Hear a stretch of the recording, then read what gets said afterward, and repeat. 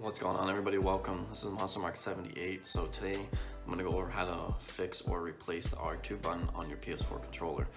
Now, before I get started, if you have any questions, guys, at all, don't hesitate to contact me on my Instagram. That's Monster Mark 78. I'll put that in the description below so you can see how it's spelled, or put the link in there so you guys can go to it. But send like pictures to my Instagram saying, hey man, I'm stuck.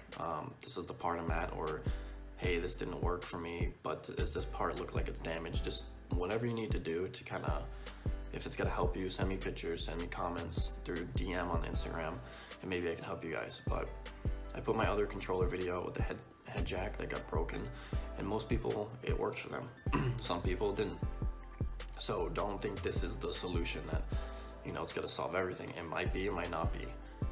But you don't know until you open the controller and find out. But at least you'll know how to do that, and you can help someone else that has a problem. But anyway, guys, hopefully you enjoy. Make sure you guys smash a like button and a subscribe button if you guys are new to the channel. Let's dive in. So guys, the first thing we're going to do is take these 4 screws out in the back of the controller right here. Okay, so it's going to be 1, 2, 3, and 4. And make sure you guys are taking your time. If you need to pause the video. And then once we do this, we'll get right back into it.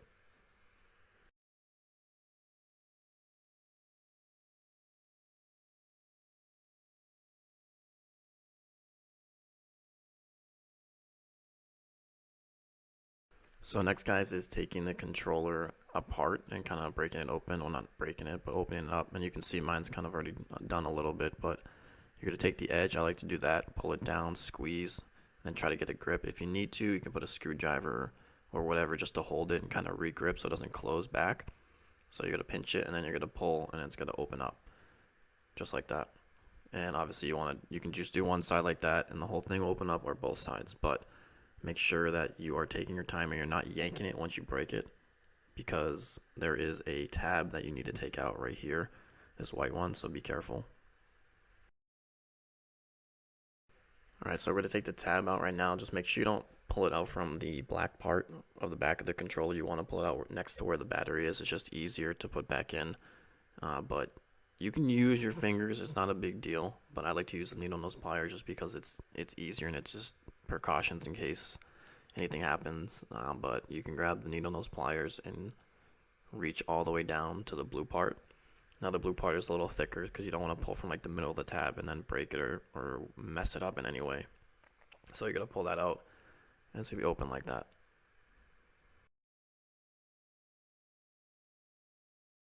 So guys, what's next is checking visually and inspecting the R2 button. Now this is just before you actually take the battery or move to the side and taking the green chip out for the spring. Before you do that whole process, just check visually on the button to make sure it's moving and make sure nothing is loose or broken.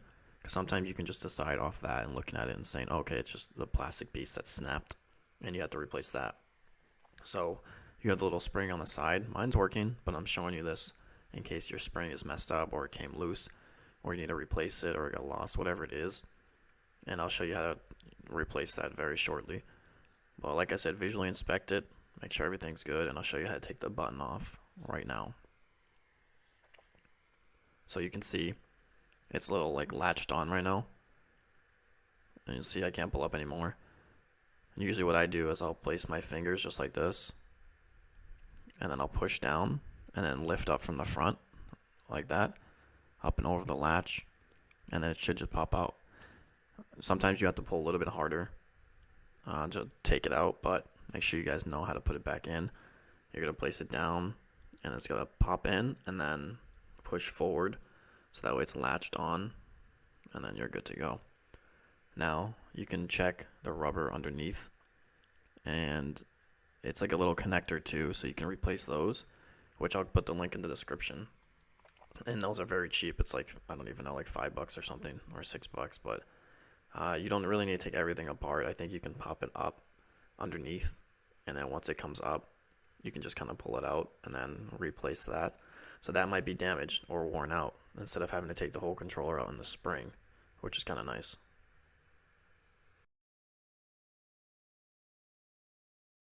Okay guys, so we're going to get to the spring part right now. So really quick, the reason why you can't just take the spring out is because there's a little black piece right there from the plastic in the front, it's coming through.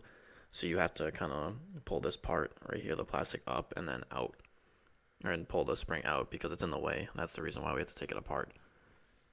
So we're going to take the battery. We can kind of move it to the side on this one. We don't need to take it apart or take it out of the connector. Just like that. I'll set it to the side. And then we will grab the little needle nose pliers. And we will take the little blue tab out. It might be orange, whatever color it is for you. And kind of reach down there. It might take a few times, which sometimes it takes me. And then once you grab a grip, just kind of pull on it. And then there you go. And then just like that. And it should stay out. Shouldn't like pop back in randomly. And then what we'll do is we'll grab the screwdriver, the mini one, and we will take the little screw out right here. And like I said before, guys, you can pause the video anytime you need to. So it's easier for you guys, so you don't have to, kind of be like, oh, what's happening? And then we'll take that and move it to the side right now. So it looks like this.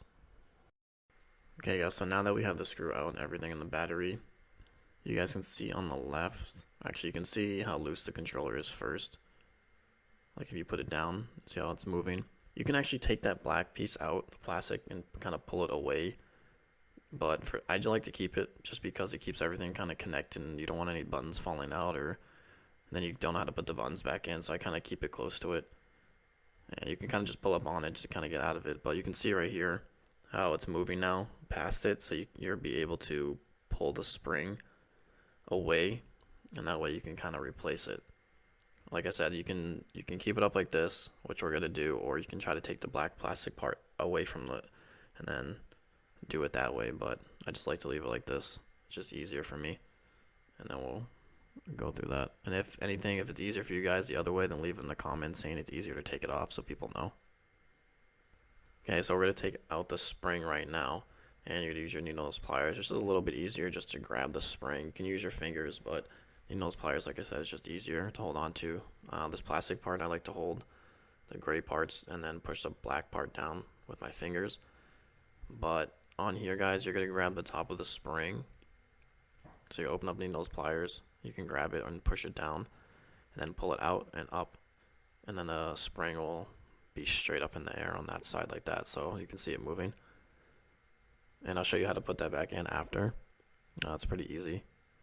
But what you want to do when you're trying to take it out right now, and like I said, you can use your fingers, but on this one, you can grab your needle nose pliers, and you're going to try to just pull it out of that little area.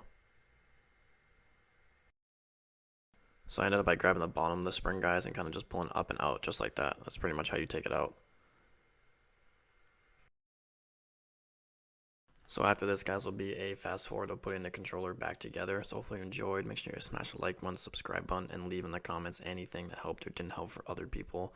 That way it can actually help them learn. Anyway, guys, on the spring, it was easier for me to hold it with my fingers and kind of pinch it and then put it over the hook. And once it's in there, just push the spring down and pop it back in place. And next, guys, we'll be putting the button back on, so get that ready.